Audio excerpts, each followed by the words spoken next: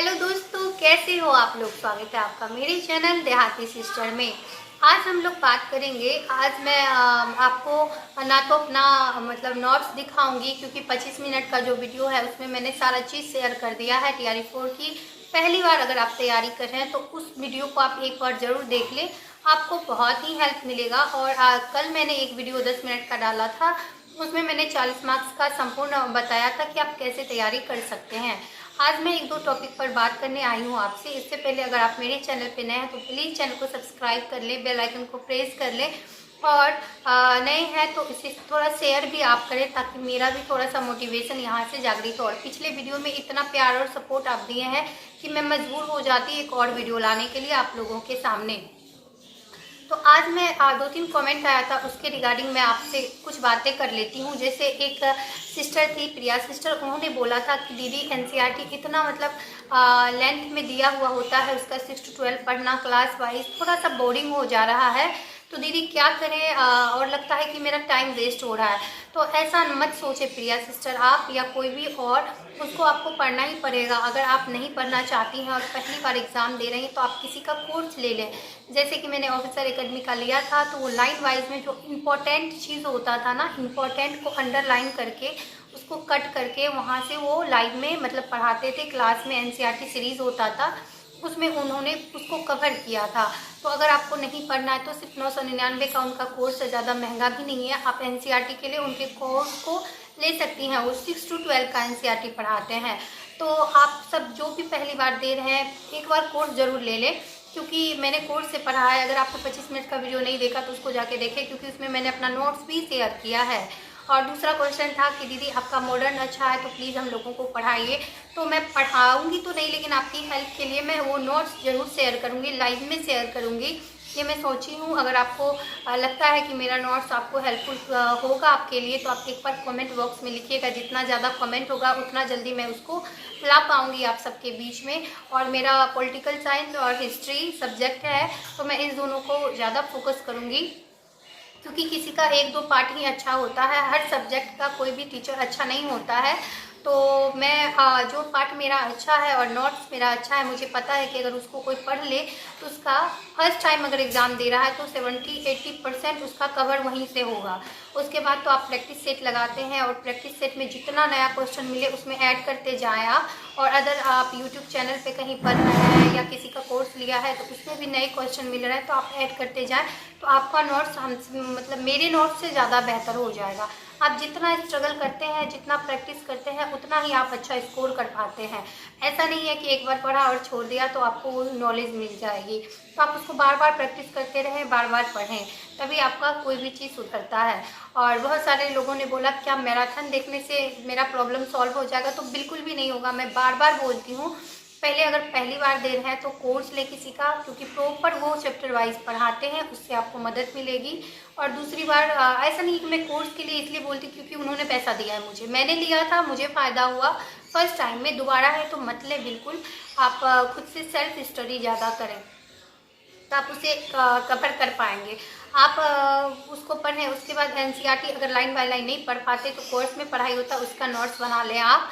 और लूसेंट को तो एक बार मैं ज़रूर बोलूँगी, लूसेंट को आप ज़रूर चैप्टर वाइज पढ़ जाएं, क्योंकि इससे डायरेक्ट क्वेश्चन देखा जाता है। बहुत लोग बोलते हैं इससे तो कुछ नहीं होगा, तो जो गलत कमेंट करते हैं ना, उनका ऑलरेडी नहीं हुआ होता है सिलेक्शन, तभी वो गलत कमेंट करते हैं।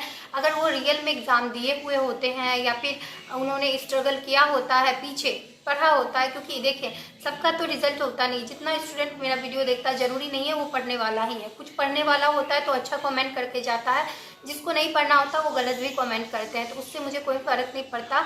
तो आप अच्छे कमेंट को देखें कि क्या उन्होंने बोला है, और उसके रिगार्डिंग आप पढ़ें। तो मैं हमेशा बताती हूँ आप कोर्स लें, और पहली बार में कोर्स ही ले आओ, ताकि उसमें आपको हेल्प मिलेगी। और दूसरी बात कि आप मेरा नोट्स चाहते हैं तो मैं ज़रूर शेयर करूँगी, आप कमेंट बॉक्स में एक बार बता दें। और मैराथन आप लास्ट टाइम में देखें, जब NCERT कंप्लीट हो जाए, लूसेंट कंप्लीट हो जाए, हर चीज़ कंप्लीट हो जाता है आपका, तब आप उसको अगर पढ़ते हैं मैराथन को, तो उससे आपका एक तो रिविज़न होगा, और नए क्वेश्चन जो भी मिलेंगे उसको आप नोट आउट करते जाएँ कुछ टॉपिक में, तो आपको वो बेनिफिट देगा। एग्ज़ाम के टाइम पता चलेगा। और प्रैक्टिस सेट लगाना बहुत ज़रूरी है। बिना प्रैक्टिस सेट के कुछ नहीं होगा। आप कितना भी पढ़ के जाएंगे, पता चला आपका क्वेश्चन 5-10 वहाँ छूट जाता है, तो आप उसको बिल्कुल ना छोड़ें।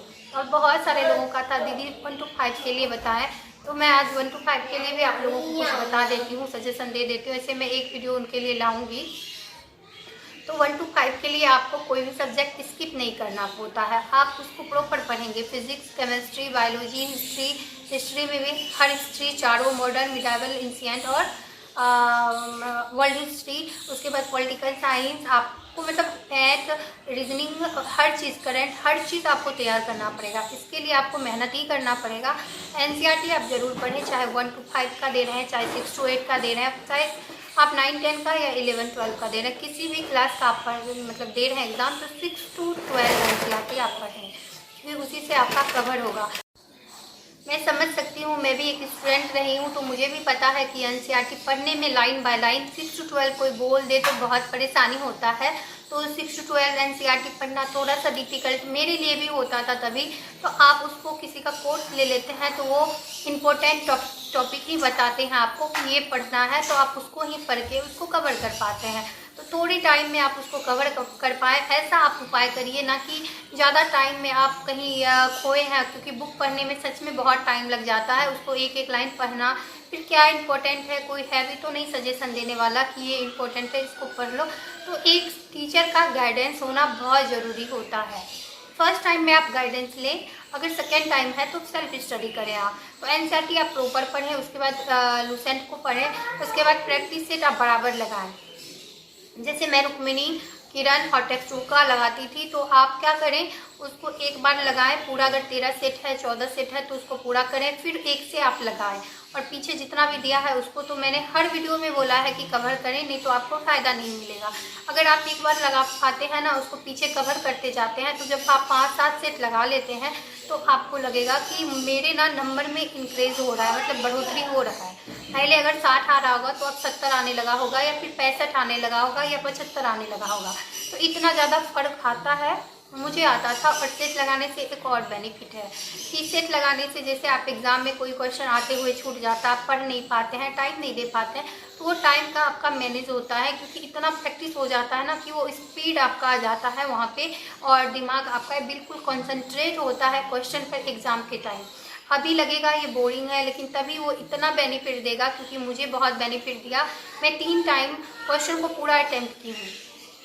आपको विश्वास नहीं होगा, क्योंकि मैं प्रैक्टिस सेट दिन में 2 लगाती थी, चाहे मैं थोड़ा कम पढ़ूं, लेकिन प्रैक्टिस सेट मैं ज़रूर लगाती थी और उसको कवर भी करती थी दिन भर में।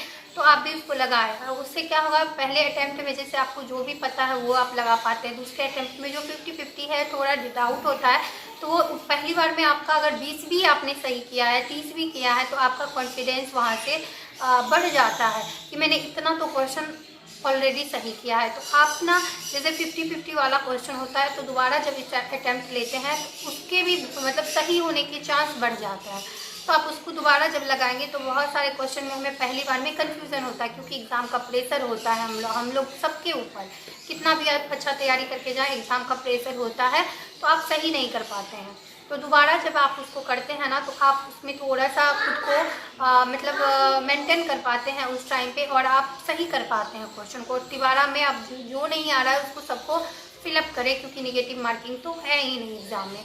तो आई होप मेरा ये छोटा सा जो प्रयास रहा है आपको समझाने का, ये आपको बहुत अच्छा लगा हो। फिर भी अगर कोई डाउट हो, एक बार तो फुल वीडियो 25 मिनट वाला देखें। एक मैंने कल डाला है 10 मिनट का वीडियो, उसको भी आप वॉच कर लें, वो 40 नंबर का है।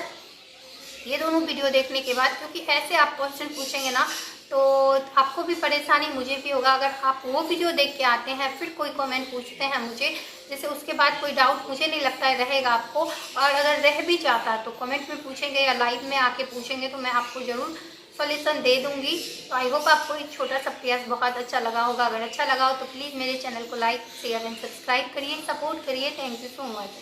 फिर मिलते हैं अगले वीडियो में।